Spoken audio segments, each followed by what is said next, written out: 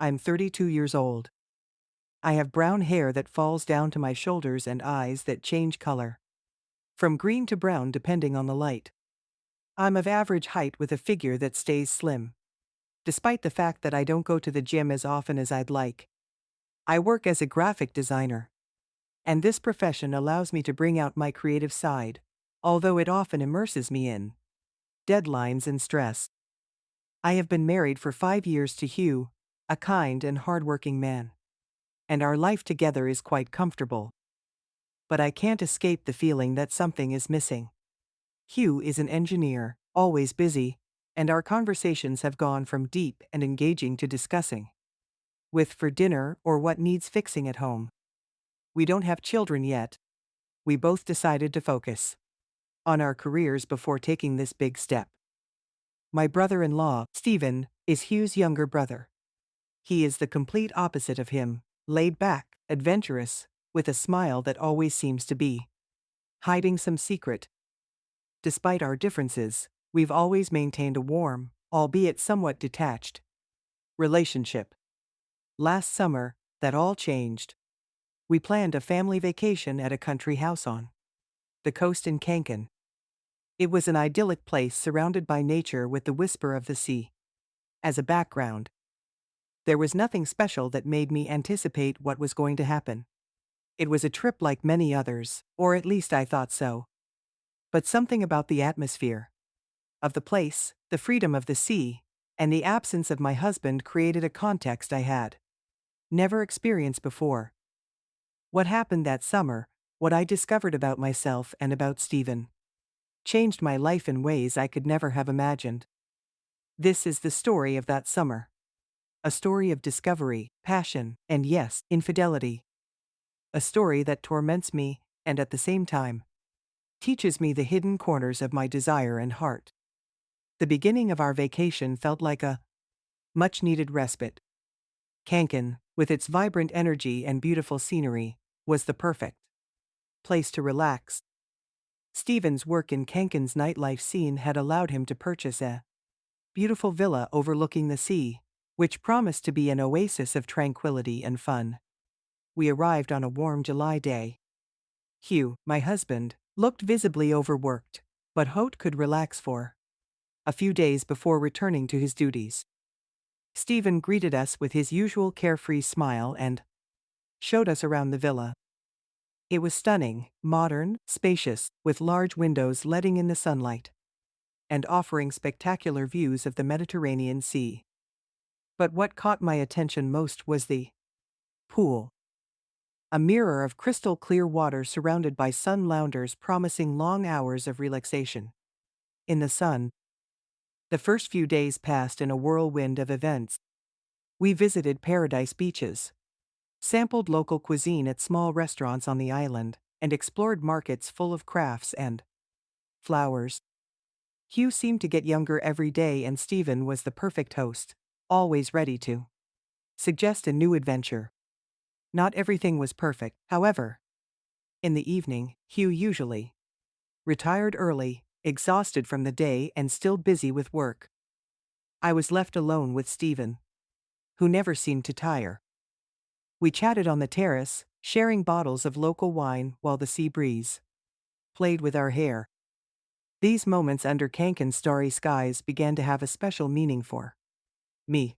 Stephen listened to me in a way Hugh hadn't listened in years, and his easy laughter made me feel light and carefree.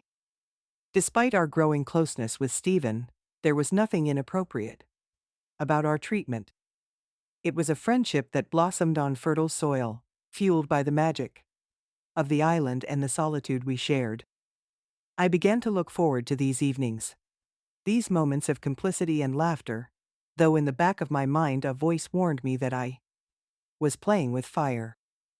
Hugh, oblivious to these subtle changes, was still immersed in his own world, grateful for the time off, but always with one eye on his phone, tethered to his responsibilities. And I, in the midst of this paradise, began to feel increasingly detached from my husband, and strangely drawn to Stephen's vital and unrestrained energy. One evening Stephen organized a party on a nearby beach. The idea was to enjoy the nightlife of Kankan, which he knew well. Hugh, albeit reluctantly, agreed to join in, perhaps because he didn't want to seem bored by my enthusiasm.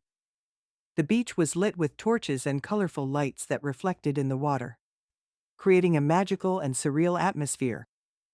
The music, which was a mixture of electronic rhythms and sounds of the sea, blended perfectly with the laughter and conversations of people. We mingled with the crowd, danced and enjoyed cocktails, especially the gin and tonic that Stephen had specially made for us. As the night wore on and the effects of the alcohol wore off, I noticed a change in Stephen's behavior. His attention to me intensified, his glances became longer, his smiles more meaningful. Although at first I attributed it to the festive atmosphere, I couldn't ignore the electricity building between us.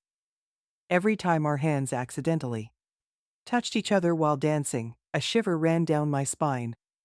For my part, I felt like I was enjoying the attention.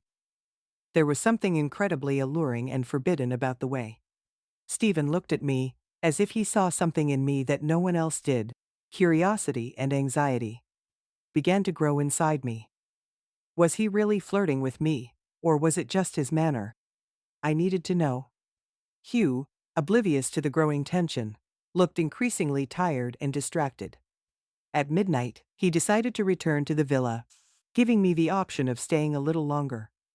Although I felt slight remorse, the excitement of finding out what was going on with Stephen was stronger. We stayed on the beach, talking and laughing under the stars. Stephen became increasingly bold in his comments, hinting at subtleties that made my heart beat faster. While part of me realized I was crossing a dangerous line, another part of me was fascinated by this new facet of myself. A desired and desirable woman far removed from the daily responsibilities and routine. The play of looks and words continued, each assessing how far they could go without crossing the threshold. But the attraction was undeniable, and the night enveloped us in a mantle of possibilities and secrets. The next morning after the party, I woke up with a mixture of excitement and nervousness. Sunlight streamed through the curtains, heralding another glorious day in Kankan.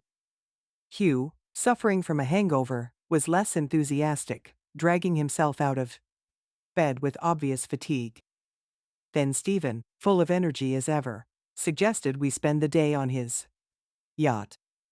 The idea seemed tempting, but at the same time it inspired apprehension, especially after the exertion and tomfoolery of the night before.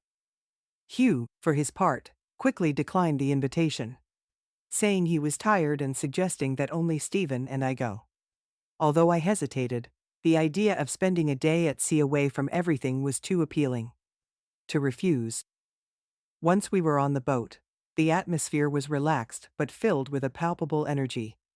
Stephen was the perfect host, making sure I was comfortable and enjoying the day. We sailed up to a secluded cove where the crystal clear water invited us to snorkel. As we swam and sunbathed, the conversation flowed naturally, but there was a constant sexual tension. Stephen began to tell stories of his conquests and adventures on the island with a confidence bordering on audacity. Each anecdote was peppered with innuendo and double meanings, and I couldn't help but feel intrigued and honored by his attention. As the sun moved across the sky, our bodies suddenly drew closer together. The touch as he handed me my drink. The hand that took a second longer than necessary to help me climb into the boat. Every little touch sent an electric current through my body, fueling the tension that grew with each passing moment. At one point, as we sat next to each other, our hands happened to meet. The look we exchanged in that moment was charged with an unspoken desire. I want to, and I can't. That was becoming increasingly difficult to ignore. Although I quickly withdrew my hand, the contact was enough to convince me that what was happening between us wasn't just a figment of my imagination. The atmosphere on the ship became more tense. It was a dance of attraction and restraint, where every word and gesture seemed to have a deeper meaning. Yet despite the growing tension, we both maintained a facade of normality, realizing that crossing That line would change everything irrevocably. The day ended with laughter and good cheer. But nothing more happened. On one of those hot summer nights in Cancun, when the air seems to vibrate with its own energy, I slept restlessly next to Hugh, my mind tossing between dreams and forbidden thoughts. I awoke thirsty. The heat and anxiety had made my throat dry. Slipping silently out of bed, I walked to the kitchen for a drink of water.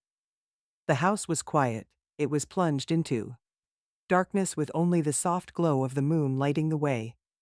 As I filled my glass in the kitchen, I heard the front door open. It was Stephen returning from one of his usual night outings. It was clear from his gait and quiet laughter that he had been drinking. We were surprised to find ourselves in the kitchen. He with his crooked smile and bright eyes, and me and my silk nightgown and disheveled hair. We started talking in whispers, trying not to wake you. The conversation was light at first, but soon the tension of the past few days began to take its toll. Stephen came over to me on the pretense of helping me serve water. I could feel the warmth of his body, the scent of his colon mixed with the smell of the sea and the Cancun night. Our eyes met, and in that moment, something changed. The atmosphere became electrified and the closeness became almost unbearable. Then, driven by alcohol and tension, Stephen kissed me. It was a passionate and surprising kiss, filled with all the repressed desire of the last few days. For a moment I was paralyzed with surprise, but that surprise quickly turned to excitement. My inhibitions vanished, replaced by a burning desire that had been slumbering and now consumed all rational thought. We swirled in a dance of passion and impatience. Our bodies met with an intensity that erased everything else. The kitchen with its cold surfaces and dim lighting became our secret world, far removed from the sights and constraints of our daily lives. It was a mixture of excitement, guilt, and ecstasy. Every touch, every kiss was an affirmation of our connection, but also a reminder of the betrayal we were committing. We were crossing a line that we knew would change everything, but in that moment nothing else mattered. The days that followed passed in a whirlwind of conflicting emotions. Guilt plagued me every time I looked at you, reminding me of the betrayal I had committed. Yet some part of me longed for more, felt alive and desirable in Stephen's arms. The tension between me and my brother-in-law was palpable. The play of glances and unspoken words was woven into the daily routine. Each chance encounter in the villa was a mixture of desire and regret, a dangerous dance we played on the verge of revelation. Hugh, oblivious to this inner storm, remained the same, though I noticed that some of the joy of the first few days of vacation had disappeared. Maybe it was the nearness of the end of our trip, or the workload that awaited him, but something in him had changed too. On the last night of our vacation, Stephen found an excuse to give us some alone time. He suggested we go to a nearby bar, one of those hidden places in Cancun, where music and night merge into the perfect escape. I told Hugh that I needed to be alone, to take a little break before returning to our life in the city. The bar was intimate and dark, with dimmed lights and music that disposed me to anonymity. Stephen and I sat in a secluded corner and talked in low voices. The conversation was inconsequential, but every word was filled with meaning. The attraction was inescapable, and despite my attempts to maintain my composure, I realized I was about to give in again. Stephen took the initiative, leading me toward the bathroom with disarming confidence. What happened there was a whirlwind of passion, a complete abandonment of the desires that had consumed us. We gave ourselves to each other with such intensity that any thoughts of guilt or consequences disappeared. It was an act of pure passion and desire, a fire that burned away everything in its path. Then, when he returned to the villa, reality began to clear. The magnitude of what we had done, the betrayal that had been committed, it all seemed insurmountable. I realized that what had happened in Cancun could not and should not be carried over into our ordinary lives. It was a closed chapter, a secret I would keep in the depths of my being. The vacation ended with a mixture of relief and regret. Relief at returning to a safe, familiar life, and regret at losing the intensity and connection I had experienced. Returning home was a return to reality, to a life that now seemed more complicated and full of shadows. Looking back, that summer in Cancun seems like a distant dream, a chapter of my life colored by passion and debauchery, but also by deep introspection. What I experienced with Stephen was an escape from reality, a parenthesis in my existence where the usual rules didn't apply.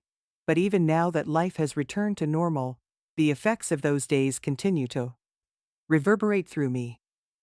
The guilt of my betrayal of Hugh still weighs on me. Although he never found out what happened, the burden changed the way I viewed myself and my marriage. I have tried to reconcile the person I was in Cancun with the person I am in everyday life. And it has not been an easy process. However, this experience taught me the importance of honesty and communication in relationships.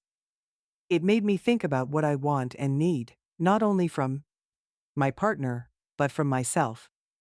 He showed me that ignoring emotional issues or flaws in a relationship only leads to more dissatisfaction and potential mistakes.